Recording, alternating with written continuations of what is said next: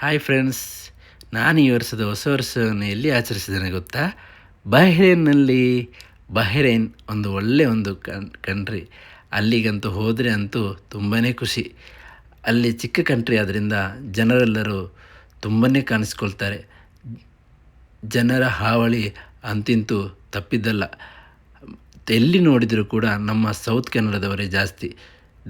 ದಕ್ಷಿಣ ಕನ್ನಡದವರು ಹಾಗೂ ನಮ್ಮ south Indians ಅಂತೂ ಎಲ್ಲಿ ಹೋದರೂ ಇದ್ದೇ ಇರುತ್ತಾರೆ. ಅದರಲ್ಲಂತೂ ಕೇರಳದಂಥ ಮಲಯಾಳಿಗಳಂತೂ ತುಂಬಾ ಇದ್ದಾರೆ. ತಮಿಳುನಾಡು, ಕರ್ನಾಟಕ, ಆಂಧ್ರ ಪ್ರದೇಶದವರು ತುಂಬಾ ಇದ್ದರು. ತುಂಬ ಜನರನ್ನು ನಾವಲ್ಲಿ ಮೀಟ್ ಮಾಡಿಕೊಂಡೆ. ಹೊಸ ಫ್ರೆಂಡ್ಸ್, ಹೊಸ ವರ್ಷ, ಹೊಸ ಜೀವನ ಅಂತ ತುಂಬಾ ಖುಷಿಪಟ್ವಿ.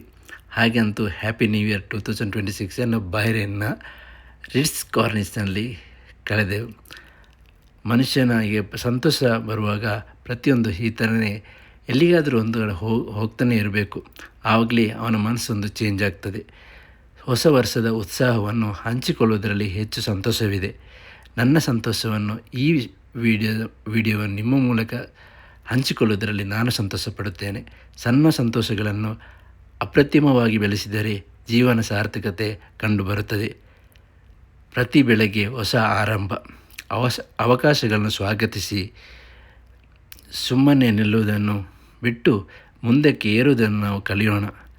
ಆಲೋಚನೆಗಳನ್ನು ಕಾರ್ಯದಲ್ಲಿ ಬದಲಿಸಿದರೆ ನಿಮ್ಮದೇ ಲೋಕ ನಿರ್ಮಾಣವಾಗುತ್ತದೆ. ನೀನು ಇಂದು ಮಾಡಿದ ಒಂದು ಸಣ್ಣ ಕೆಲಸ ನಾಳೆಯ ದೊಡ್ಡ ಭವಿಷ್ಯವನ್ನು ನಿರ್ಧರಿಸುತ್ತದೆ.